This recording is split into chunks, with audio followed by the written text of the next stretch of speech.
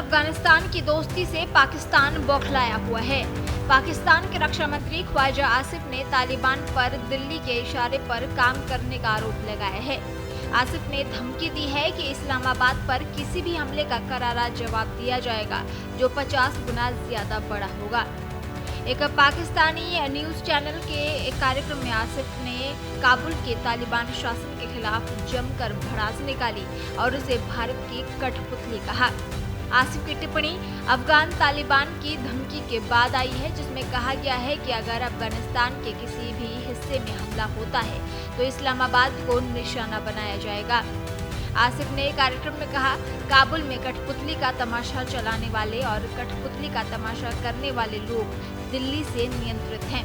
आसिफ की तिलमिलाहट का अंदाजा इस बात से लगाया जा सकता है कि उन्होंने ये तय कह दिया कि भारत पश्चिमी सीमा पर अपनी हार की भरपाई करने के लिए अफगानिस्तान का इस्तेमाल कर रहा है। रक्षा मंत्री का मानना है कि भारत अफगानिस्तान का इस्तेमाल इस्लामाबाद के खिलाफ एक प्रॉक्सी वॉर को मंच देने के लिए कर रहा है। ख्वाजा आसिफ ने कहा, भारत अपने पश्चिमी बॉर्डर पर अपनी हार की भरपाई काबुल के जरिए कर रहा है। वहां के जंटा में ऐसे तत्व हैं जो भारत का दौरा कर चुके हैं और उनके मंदिरों में गए हैं। उन्होंने कहा कि अगर अफगानिस्तान ने इस्लामाबाद की तरफ देखा भी तो हम उनकी आंखें निकाल लेंगे।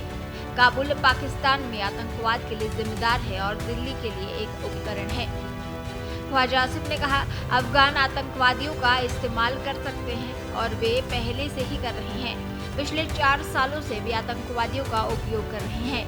अगर वे अल्लाह ना करे इस्लामाबाद पर हमला करना चाहते हैं तो पाकिस्तान 50 गुना ज्यादा मजबूत जवाब देगा।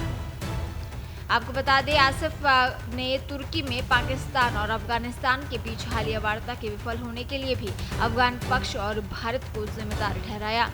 ख्वाजा आसिफ ने कहा, जब भी हम किसी समझौते के करीब पहुंचते और वार्ताकार काबुल पहुंचते तो हस्तक्षेप होता और समझौता वापस ले लिया जाता। उन्होंने अफगान प्रतिनिधिमंडल की बातचीत के लिए तारीफ की, लेकिन काबुल पर भारत के असर में आकर बाधा डालने का आरोप लगाया।